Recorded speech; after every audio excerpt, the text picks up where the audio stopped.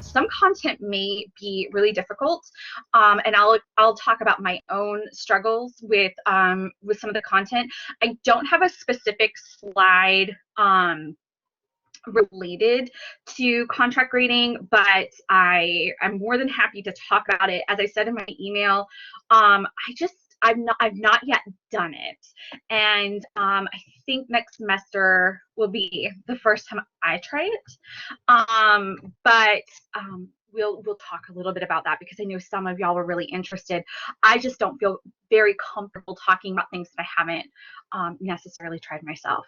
So our agenda for today, we'll have a quick meditation moment, and we're going to review writing more effective assignments. I feel like it always starts with the assignment sheet. We'll learn some grading techniques that in my experience, have invited better revisions, which assumes that you're going to start asking your students for revision, and I strongly urge that. We will oh, that's awesome, Nate. That's awesome. Yeah, a lot of people are calling it ungrading too. So we'll reconsider our evaluation processes. So we're going to really think about what we're doing when we're grading, and we'll also consider some anti-racist pedagogies, which I had to get in here. My specialty as a writing pedagogue is anti-racist and decolonial pedagogies, which isn't to say that I'm perfect. It's to say that this is a work in progress that I keep trying to do. So we're going to jump into talking about effective grading assignments. And I was on Twitter yesterday, and someone I follow wrote something that was exactly related to what we were doing. So Cara Marta Messina, if you want to follow her, really does some great work and talks a lot about teaching.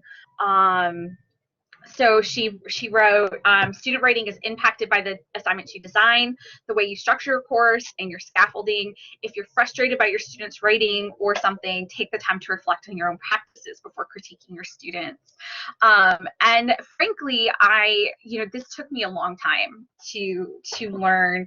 I started teaching writing in college. I never did teach in secondary school. I jumped right into college writing in 2006, and for the first few years, I really would complain about the students. And it took a while for me to become humble enough to really reflect on my own practices, to look at what I was doing, and to be creative enough to be open to the opportunities to try other things. So what I'm doing today is really sharing some of what I've learned. I've learned it from the amazing pedagogy program at the school where I got my PhD, the University of Tennessee, Knoxville. So shout out to the Balls. That department and their first year writing program really has a very intensive training in writing pedagogy that all the grad students have to go through. And I really benefited from that education. And of course, from my own research and from friends who were fantastic enough to visit my classes and evaluate me, to workshop my my syllabi and my assignments with me, and share their own work so I could see what they were doing. So I'm trying to pay that forward in a lot of ways. So with respect to writing effective assignment sheets, I want to start with just some practices. And I also wanted to call out, shout out to the CTE, because a lot of these, also the CTE not only taught me, but reinforced earlier lessons. It's always nice when you have multiple sources telling you to do something that you've heard about at your own institution, because sometimes you might be skeptical of what your institution is doing, or at least I was. I was always worried that they were just telling me what they wanted and not what everybody else wanted. So I have to praise the CTE and encourage you to go to their programming. So always start with the learning outcomes, which goes back to universal design, which we talked about in previous meetings.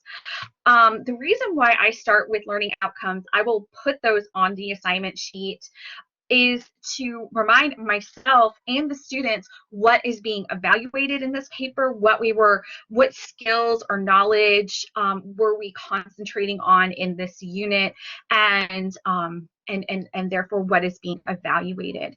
And by the end of the semester, the final assignments, my students are working on their Unit 3 assignment, which is a large conference paper, actually. They had to write a proposal, then they had to write and deliver their presentation with a reflective cover letter. So we're actually in the process of doing those. We've had 2 out of 3 days of presentations so far, and they are nailing it.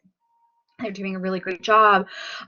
When I get to the second and third assignments or major assignments, the writing assignments, all the previous learning outcomes that we've covered still exist. They're still being evaluated, but then some of the ones at the bottom are now being added, and I will bold those to show what new is being added to the evaluation criteria. Take time in the assignment sheet to explain the connections between previous assignments, the learning outcomes, and this paper. It's harder to do that sometimes in the very first one because you are setting up the foundational work, and I'm going to show you a first one just so you can see what that looks like.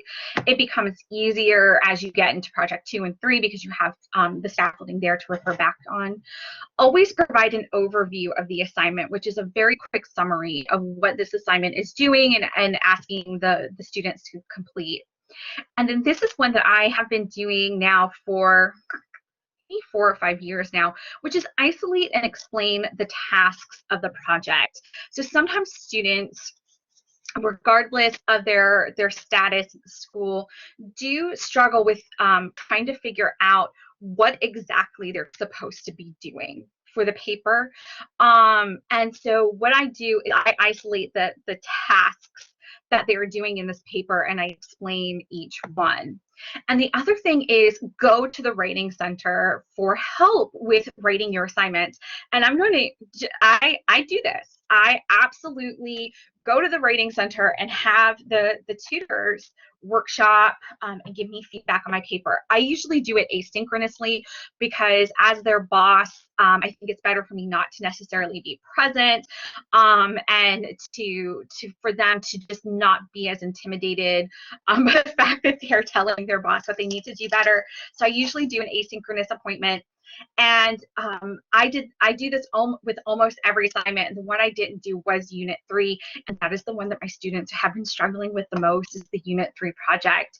I kind of wrote it the last minute. I was struggling writing it, and I am seeing the effects of that. So go to the writing center. We are here to help you, and it's really great to get student centered feedback on a project. And I'll have to say I've been getting amazing feedback from the tutors when I do submit my assignment sheet, so please do that. So what I'm going to do, I'm actually showing you, sorry about that, an assignment from this semester. So this is for my English 460 Advanced Writing and Cultural Rhetorics course, and this is their project 1. They were doing a cultural rhetorics analysis. So I'm just going to show you very quickly that this is the very beginning of my assignment sheet, so you can see what I do just on the first page. You'll notice that my assignments are quite long. There has been in the past an emphasis on trying to get everything on one page because multiple pages can be overwhelming to students. I really followed that for years and years. I don't anymore. My assignments are really quite long because of how carefully I explicate what is going on with my assignments, and I have gotten nothing but positive feedback from my students. So one of these days I'll do an IRB examining that, but so this is what it looks like. So I just want to talk a little bit about what I'm doing. So the first thing is that I always set up a project timeline. This is actually really easy to do because it's already on my course schedule. So my course schedules are also pretty detailed. And what I try to do is show them how the homework that they are doing for this course connects to the project. And that often helps them take the written, the small writing homeworks that they do. So my students, the students in my course they do 2 discussion boards a week. And so I try to show how that is connected to the project. I also put in, of course, all the drafts that they will be doing and then the due date. And then you can see the learning outcomes. They're quite a few more learning outcomes on the syllabus than just this, but these were the ones that were being emphasized in Unit 1 and therefore being demonstrated in the paper. So this is really, when I get to the grading part, this is what I'm thinking about. And I'm going to point this out over and over again. Notice that the outcomes do not ask anything about grammar or mechanics or the kind of English that the students are using. That is not one of the learning outcomes. And I point this out because when I get to the part about anti-racist pedagogy, this is going to be really important, because anti-racist pedagogies have helped me think about what I'm really grading when I'm grading papers and what I'm concerned about. And we'll talk more about that later. Then I start with an overview, and again, it is difficult sometimes, I think, with the very first project to do a little bit of this. So I start off with just a little bit of what we typically think of, and then what this paper is asking us to do. So I do provide an overview that gives context. So in cultural rhetoric, we really expand the concept of what we consider rhetoric and what rhetoric does. And so I start off with our assumptions about rhetoric, which is what we started off with in the course. And then I turn to what cultural rhetoric does. And then I get to the heart of the project, which is that they're going to take an everyday artifact that is around them and look at who is using it, how it's being used, and they were going to do a rhetorical analysis informed by cultural rhetoric theories based on that artifact that they're choosing. So here's where I isolate the tasks. So I have a whole section called central tasks, and I isolate them out. So in this one, there are 2 tasks. So this is the first task where I'm talking about their job of selection. That's the first task. They have to select artifacts, and they have to think about those artifacts in a particular way. So I isolate that out to show that this is a step in the process of writing. And then the second task is actually dealing with the paper, and I did divide it into 2A and to 2B. In 2A, I talk about the thesis and the questions that we are exploring in the course. So these are on the syllabus, but I also put them in the paper. And then 2B moves from the thesis to the essay itself and gives some clarification there. So what I'm doing when I'm doing that, and I don't have a picture just because I had 2 slides of that, is I'm breaking the project into steps. I'm explaining the steps thoroughly, and I create a checklist then for the students and a sense of where to start and where to finish. And this can be really important for students, especially those who are new to your discipline.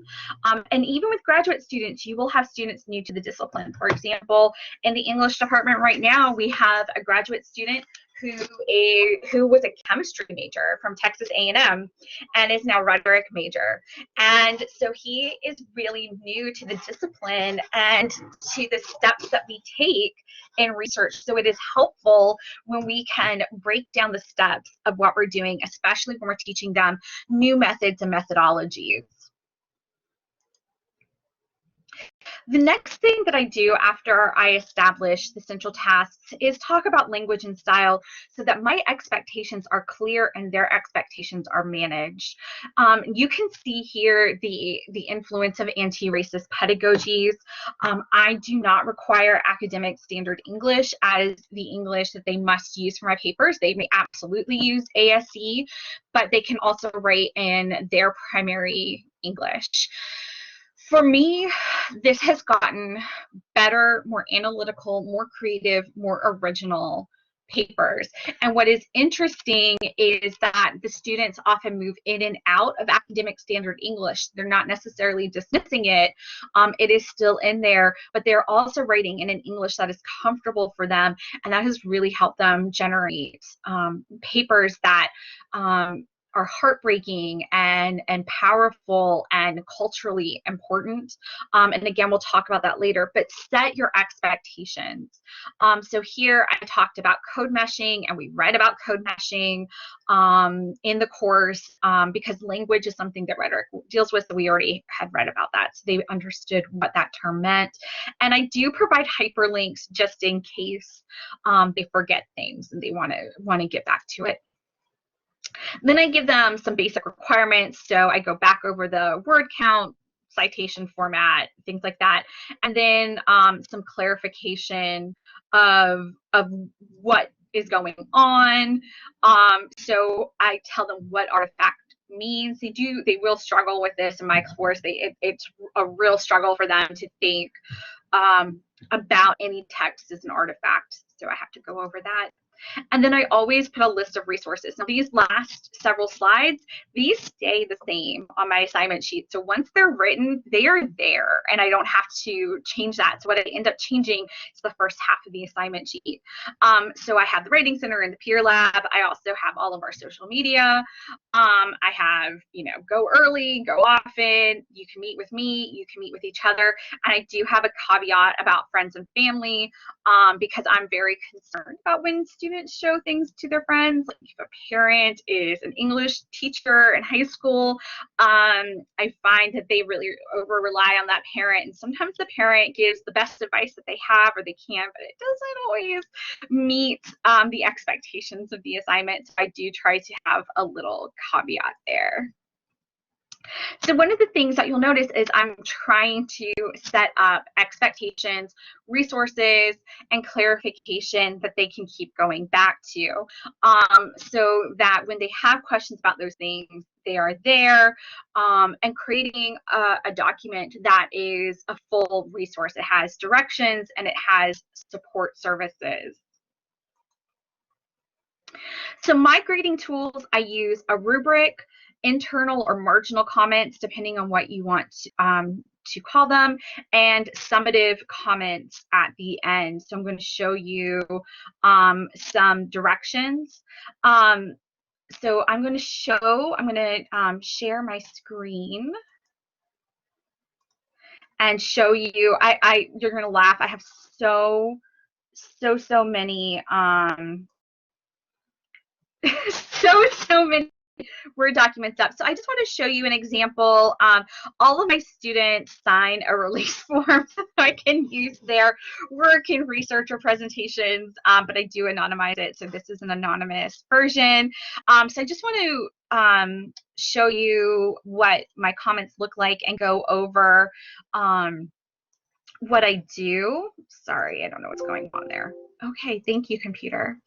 So I'm going to come back to this screen in a moment. Y'all, I am just messy today. It's okay. It's the end of the semester. So I'm going to go over, before I talk about what I actually do, I'm going to go over the steps before I show you the example. So give me just a second. Okay, so here's how I grade. I read through a paper once and I don't mark it at all. And then I read through it again, targeting the most important areas. So once I read through it, I know what their argument is. I know where the problem areas are. I know where the great areas are. And then I can comment more quickly and more effectively. So in this case, I can usually grade a paper within 15 to 30 minutes. It kind of depends on the sharpness of my focus and also how much writing I end up doing. But this does help me manage the amount of writing.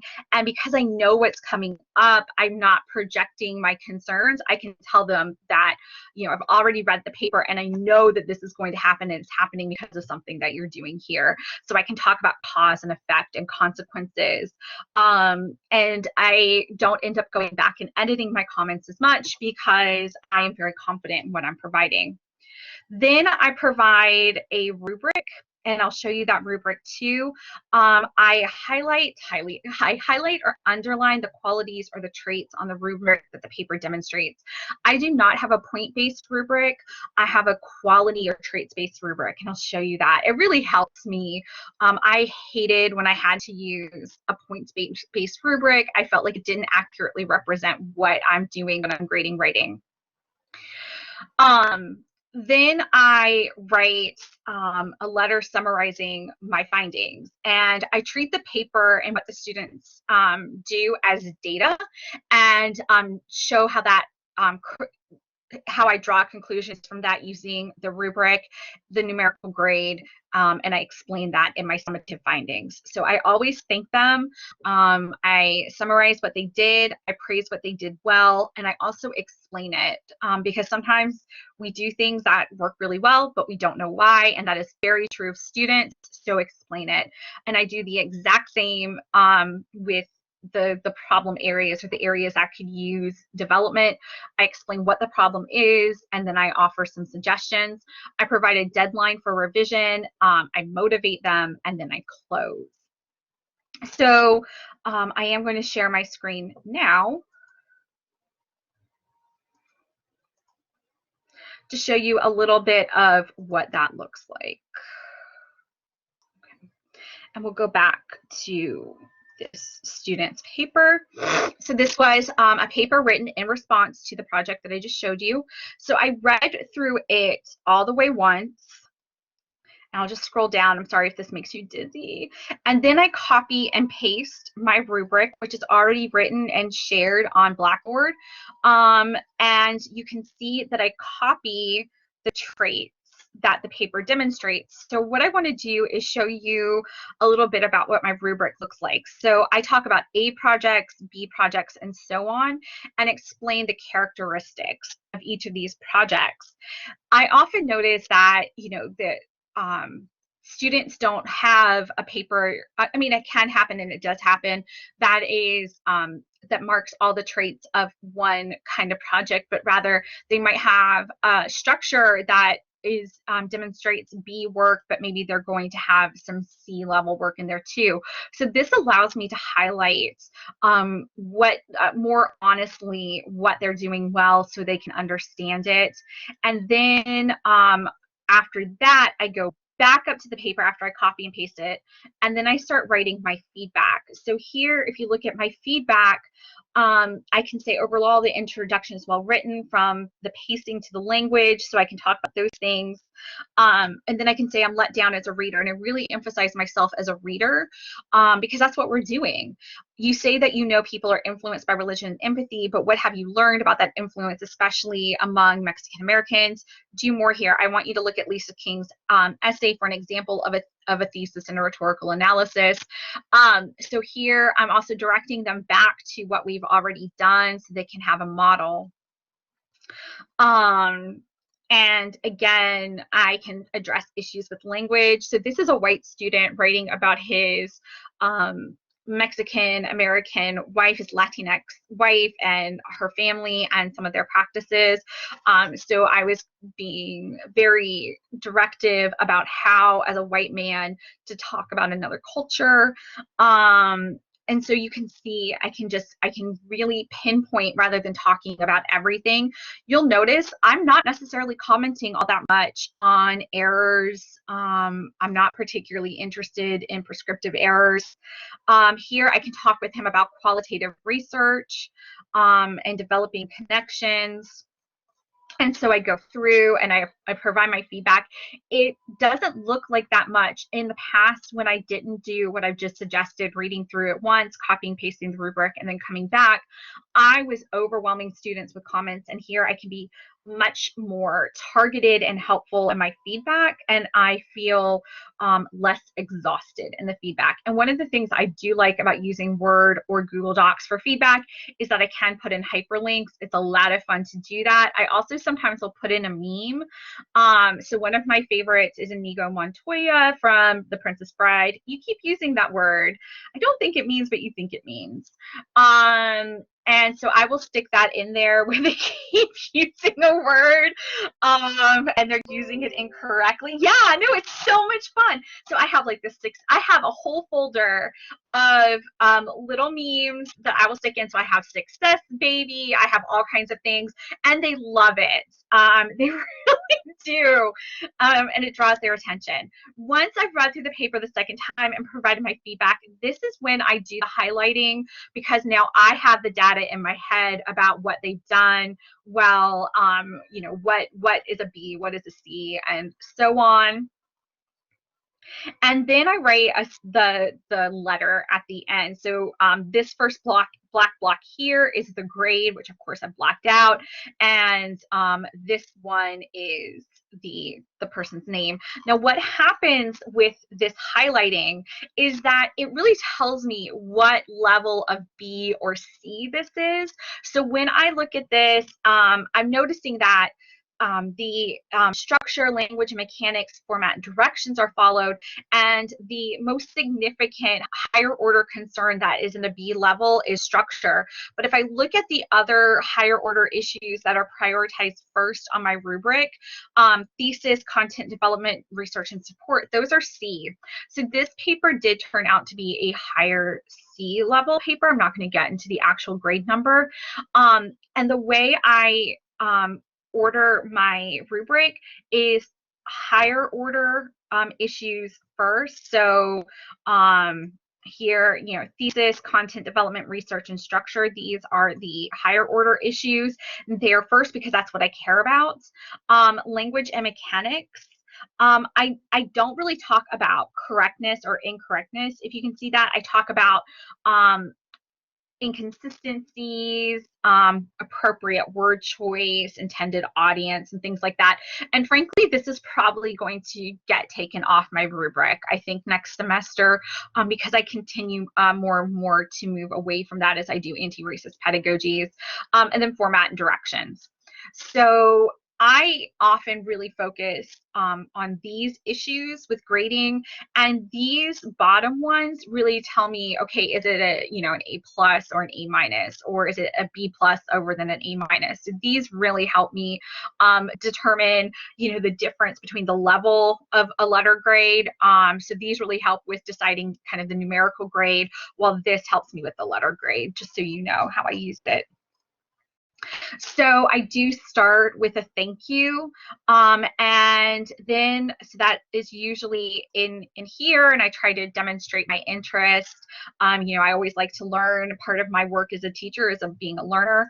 I tell them what they're doing, because sometimes students, like, they know what they wrote, but they don't know what they did, the function or operation of the paper. So I try to point that out, and then immediately go into what was effective. So I really appreciated the stories that the student told. So over and over again, he would move away from the analytical part of his writing and back into another story, and then move into analytical writing. I really liked the story moments. They were really effective into driving home that these cultural practices are lived experiences and not just objects that he is analyzing.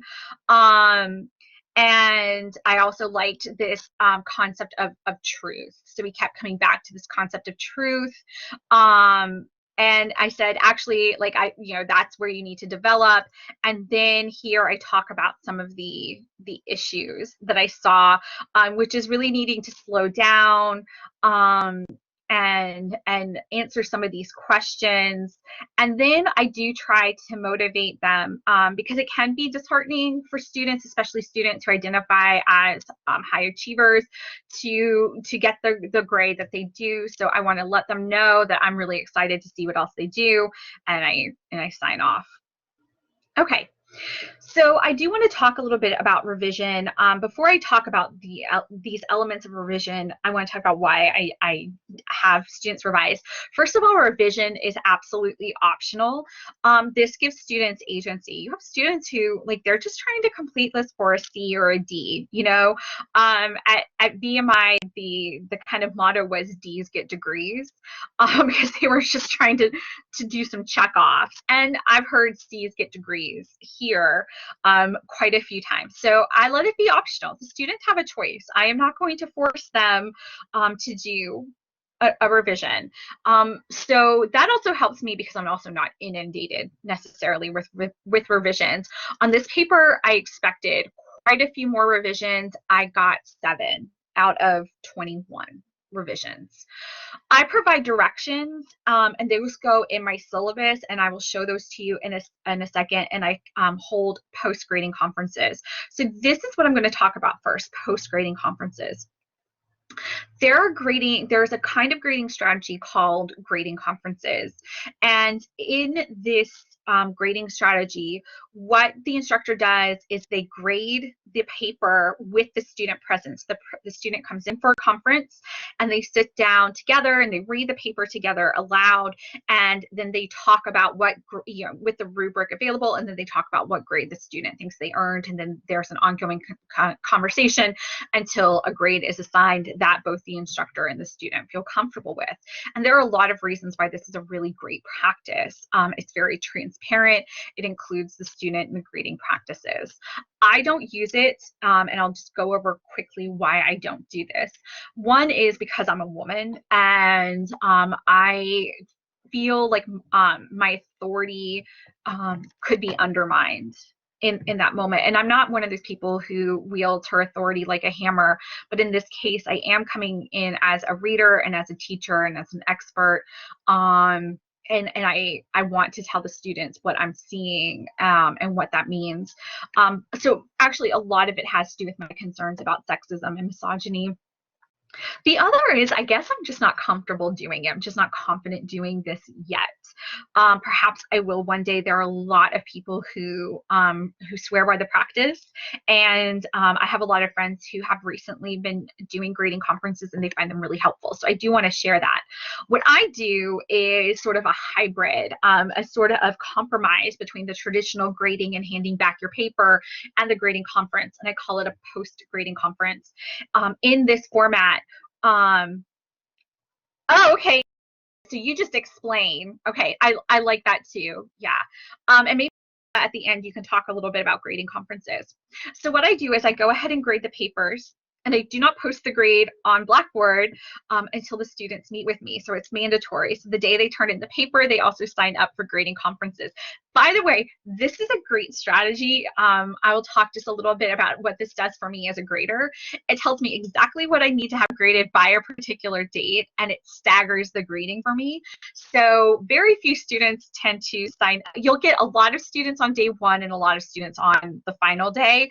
And so that makes the middle days a little easier to manage, and it really does stagger that grading. It is so helpful for me as a grader, and it actually helps with keeping up on my grading because I must meet these deadlines. One of the problems that I had with grading this semester is I didn't hold the post-grading conferences as frequently as I usually do. So in 101 and 102, I hold them for every paper. It is exhausting. It's a lot of work, but it keeps me on task. I only did it for Project 1 in this 400 level class, and Project 2, I really suffered getting the grades back. So it really helps hold me accountable, but it also staggers the grading and makes it feel a little less daunting. So the students have a conference with me. It's a video conference in this case, and I will, once they're in the conference, I will post the paper and the grade to Blackboard. They download the paper. They must read the paper all the way through once. Then they have to read it again and create a revision plan. And I've had a whole class meeting on revision planning on how to respond to feedback. So they've already learned how to do this, and they come up with a revision plan. And then we engage in a conversation about the paper, and if they choose to revise, if they understand what they need to do, and if they understand my feedback. I have had remarkable success. I get very less pushback from students with respect to the grades because they actually take the time to read the feedback once and now read the feedback in terms of suggestions And by the time they get to the end, instead of necessarily reacting to the grade and being very upset or very excited, they are now internalizing the feedback and thinking about how to get better. And they also see it as a collaborative experience, that I'm here to help them and not punish them. And they understand the relationship between the rubric, the numerical grade, and the feedback that I'm giving them. So it's been incredibly successful. So real fast, I want to show you the revision directions that I put in my syllabus, just so that you can see what those look like. I developed these because I just wanted a place for students to go where they would understand. Sorry, that's the wrong file. There we go. Revision. So I have a whole section in the syllabus where I talk about what projects they get to revise. For me, I tell them that, you know, revision is re-seeing and reworking the paper. If they just correct mechanical or grammatical errors, that's not revision. That is editing, and that is not the task, and their grade will not go up. And I can repeatedly say that the grade won't come up because notice that I very rarely talk about these things, so you're not addressing my feedback. So I go over what revision means. They have to write a 500-word reflective cover letter that is addressed to me, talking about what they learned about writing and course content from the revision. So they write the formal reflective cover letter, and I do have some directions about that, and they revise the paper and they email that to me. And that is very, very helpful. And it's just a one-stop shop where they can go and take care of that. When I grade the revisions, the first thing that I do is I skim my original feedback. I don't reread the student's paper. I look at my feedback. What was I saying to them? What was their grade? This is because I forget. I'm one of those people doing so many things that I will not give up the gray matter to memorize these things. They're written down for a reason. I will read the revision all the way through once and then read it again. I will copy and paste the rubric and highlight the traits of the paper is now demonstrating and write a summative letter. I do not write marginal comments because they will not be revising this again. I do not do unlimited revisions. I have colleagues who do, and again, they find it very successful. And if you want to do that, by all means do it. I do not, because I do so much conferencing and process-driven work with my students that it really gets to a point where I can't do anything else with my work. If I also am reading revisions over and over again, that's just me. It is completely up to you. So when they give me their feedback, I do just give the summative comments at the end. And again, I'm going to show you real fast what that looks like. So give me just a moment again to shuffle through all of the work. So real fast, I'm just going to scroll. You'll see that I did one little tiny correction. And then I don't comment at all throughout the paper. I highlight what's going on again. And then I provide the grade and I give the feedback. The feedback does tend to be a little bit shorter, but it's still fairly lengthy.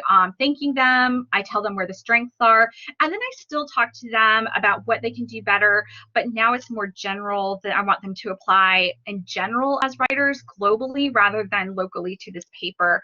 So one of the big things I talked about was really working on unity and clarity, and then also better understanding qualitative research and some transitions, and then moved from there. And the student's grade, as you can tell, went way up. And the student actually wrote me back right after reading the paper and asked if I would provide them more resources on qualitative research and transitions. And they actually said that they really appreciated this feedback because normally they get an A and there's really no feedback on how they can continue to improve, and so they just move on. And here they see that an A still doesn't mean that there's perfection and they can continue to learn, and they really appreciated that. So that is what I do with that. And grading revisions is actually really fast for me. it does not take much time at all because of the process by which I go through it.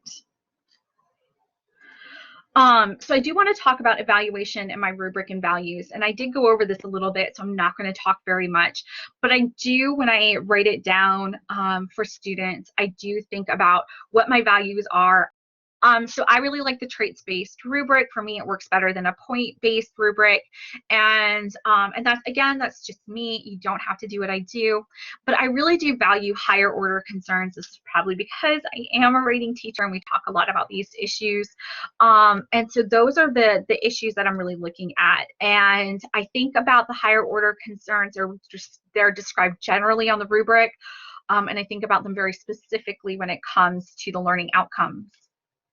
So that is something that I really recommend that y'all try to do. I was very resistant to rubrics at the beginning because my first teaching experience, the pedagogy teacher was monitoring our teaching in our first year, and she wanted us to use a points-based rubric. And I really struggled with saying, like, this is a 4, you know, or this is a 5, or this is a 10, or whatever. That wasn't working for the way I was thinking about writing, and it still doesn't work. I've changed a lot as a teacher, but that still doesn't work for me. I want to talk about grading the paper really fast. So the first thing I ask is, what are you really grading? And again, I keep going back to the learning outcomes. I am grading the learning outcomes. I am not grading, thanks, Nate. Yeah, it just like doesn't work with me at all. Maybe it's because I'm not a STEM person, but it just doesn't work. I am grading their mastery, at the level where they are, by the way. I am not expecting my 400 level students to rate as a graduate student. I'm not expecting my younger graduate students doing any of their coursework, and I do mean any of their coursework, to rate like a professional. I'll expect to see that after they've completed their coursework and their comps, their comprehensive exams. I'll expect to see a more sophisticated professional level of writing because they're still learning, right? So I keep looking at the learning outcomes, and over again, my learning outcomes do not talk about grammar or mechanics. They talk about other issues. My priorities are always higher order or global concerns. So this is language that we use a lot in writing pedagogy. Higher order concerns or global concerns have to deal with critical thinking and applications beyond the paper itself. So here I'm thinking about disciplinary conventions, the directions, and I don't mean just following the minutia of the directions. I mean, here's the paper, here's what you're doing, are you doing it, here are the tasks. And I'm looking at argumentation, use of sources, clarity, originality, engagement with conversations of the field and implications for the field. So I'm thinking about those issues. Lower order or local concerns are concerns that can be applied just to the paper or deal only with rote memorization or correctness or style, grammar, and mechanics. Those will impact if I have a very difficult time reading the paper. Now, why do I grade this way? I grade this way in part because of my experiences as a teacher. I have had the wonderful opportunity of working with multilingual students, both domestic and international. And their thinking, their critical thinking is often absolutely excellent, especially because for international multilingual students, but this is true of domestic multilingual students as well, they are also juggling different ways of thinking critically that are affected by culture. And they're also trying to move from one culture to the other or synthesize culture to the other. And so I see a level of critical thinking that it sometimes seems more difficult for domestic monolingual students, so English only speaking domestic students, to achieve. But if I were to prioritize lower order concerns, the critical thinking of these multilingual students would not be recognized as much as these lower order concerns. So I prioritize higher order concerns, and it works for the monolingual students too. So no one is being graded easier. They're actually being graded on the more difficult aspects of writing. Correcting your grammar and mechanics is easy. What is difficult is writing arguments, maintaining a unified argument, creating a logical structure and following through, including writing backing and grounding for that logical structure, coming up with a creative thought and engaging thoughtfully in the conversation. Those are the difficult parts of writing and doing the work. Again, writing correctly for academic standard English is very easy. So everybody is graded on the same playing field, more or less. With multilingual students, I will spend some time explaining, when words are idiomatic and things like that. And if they let me know that they really are concerned about their English, I will spend time correcting that, but it does not impact their grade. And what I have seen is more confidence for multilingual students. The more confident they are, the clearer their writing becomes. I know that's weird, but it is true. Which leads me to anti-racist pedagogies. So I'm leaning very strongly on Vershawn Ashanti Young.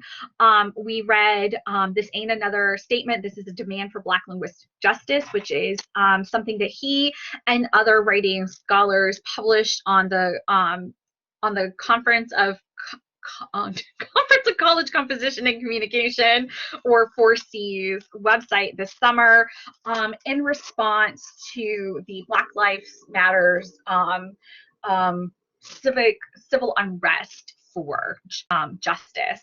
And Vershawn and others were looking into the ways that the academy creates oppression. And then also his article, Now We Straight, an argument against code switching, which is something that my writing center tutors read.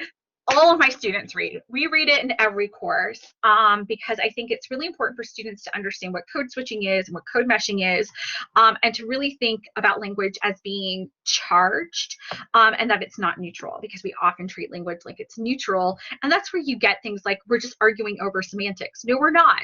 We're arguing over bias and politics and identity when we're using language. So when I was first introduced to anti-racist pedagogies and pedagogies that had that demanded that instructors be more inclusive of Englishes, and in fact reminded us that there are many Englishes and not just one English, I really struggled with this. As a young teacher, the first maybe 3 or 4 years of my teaching, I was very preoccupied with grammar and mechanics. And I was preoccupied with it because that's easy to teach and it's easy to grade. Let's be honest. It is very hard to teach higher order concerns and to grade higher order concerns. And I was struggling with that as a teacher, partly because I was struggling with how to explain it. So the more that I confronted these pedagogies at conferences, in my own research, with my friends who are also rhetoric and writing scholars, I began to ask myself questions like, who created academic standard English? And it came back all the time to white, wealthy men. And then that made me think about who is excluded or alienated or oppressed by these Englishes. And of course, my gender is, but then our Black students and scholars, our Indigenous students and scholars, our queer and Latinx and students and scholars are also excluded, alienated, or oppressed when we force people to perform linguistic homogeny and tell them that their language practices and therefore their culture are not academic and they are not official and they are not important. And then I really thought, the more that I was understanding the importance of many Englishes, I thought about what I was valuing when I demanded linguistic homogeneity. And what I was valuing was whiteness and white communication and code switching. The idea that students have to leave behind their identities when they're writing. And I thought about how that had affected me personally in very many ways. Just to share very quickly, one of the things that I have done in my life to better fit in with the academy was lose my accent. I had a very, very thick Charleston accent my entire life. And I was very self-conscious of that when I moved outside of South Carolina and moved to Florida, Southwest Florida, which is not as heavily affected by Southern accented speech. And also moved to other places. I moved quite a bit as a teen and young adult. And I was told by faculty that I sounded smart in my writing, but I sounded stupid in my speech practices. And so I very deliberately lost my accent. I took all kinds of courses and practiced very hard to sound as sort of uninflected as possible. And this is the voice that you get from me today. I actually have to think to put my accent back on, which is not how I used to be. So this is now my speaking voice. And I thought about what that meant and how it hurt and how that was not okay. And for me as a white woman to have had that experience when I come from, you know, a middle class, a middle income family, of college educated parents, a father who was an Episcopal priest. So if you know anything about the Episcopal Church, it is one of the Protestant denominations that is considered more white collar than blue collar. So I grew up with a lot of lawyers and doctors and hedge fund managers and things like that.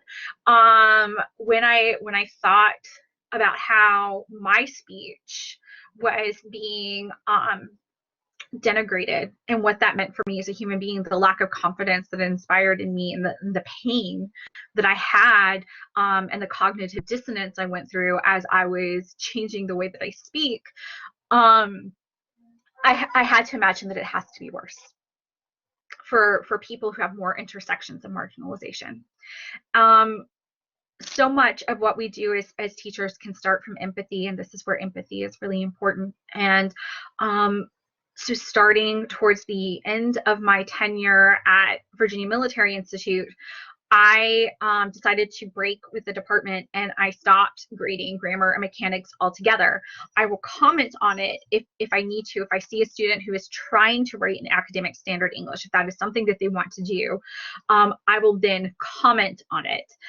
If students are writing in code meshed language, which can be code meshed Englishes, or it can also be code meshing of their native language plus English, I will give them some suggestions on possible ways they can make the writing more accessible to readers if they want that. But sometimes inaccessibility is the goal. And so I will give them advice, I will work with them, and I will support them. In the Writing Center, we do not force people to do what they want with what we want, or force people to homogenize towards academic standard English. We will listen to them and we will talk with them about what they want. And if that is what they want, then we will absolutely help them with it. We will help them with the grammar and mechanics that align with academic standard English. But if students want to buck the system, if they don't want to homogenize, then we will support that with them. We do have very honest and frank conversations with them about what that might mean for their grade. And we will affirm their feelings if they suggest that they're feeling oppressed by the linguistic demands of the academy. We will affirm that, and we will listen to them and validate their concerns, because those concerns are real and the students are correct. But again, we will support the student in their goals and not necessarily the goals of the professor, because we're focused on the writers and not the instructors. So it really depends on what the students want. And I do the same work with my students. So that is where I think maybe there might be some discomfort. I will quickly talk about, before we move on to reflecting and maybe getting to do a little bit of other work, I do want to talk a little bit about contract grading. So I'm going to share my screen again. Again, I have not been a contract grader. And so I spent the last several weeks, especially when it came up in the very first evaluation that y'all sent me. And I do, again, thank you so much for the feedback. I did do a lot of research. I knew people who had done it, but I had not done it. I listened to Asao Inoue, who is a scholar who talks a lot about ungrading and contract grading. I went to one of his talks at the C's where he talked about it and tried to understand, what contract grading is. And at the time, really just didn't do it. For whatever reason, a lot of times it has to do with comfort, right? And decolonizing our practices and really interrogating and challenging the ways that we've internalized racism and colonialism and imperialism in our practices, right? So this is work that I'm still working on. I think I am going to try it this year. I'm scared and excited. So with contract grading, the contract is typically for the entire course, but I have a colleague, I'm happy to share her name with you so you can contact her, and I can get her email address too, I think, who does a lot of ungrading work, and she actually posted again on Facebook last night. A lot of things were happening last night in grading land that was so relevant for this talk, that you can start small. You don't have to commit to ungrading an entire course. So you could do a contract grade with a paper where you establish essentially what a B is, and the B is the default grade. What I appreciate about the contract grading is it lays out very clearly what participation looks like, what sharing and collaboration looks like, what your late work looks like. So it goes through and says, okay, these are the things you have to do to get a B, which is the default grade. And then it goes through and talks about improving your contracted grade, and it explains the extra work that you do to earn an A.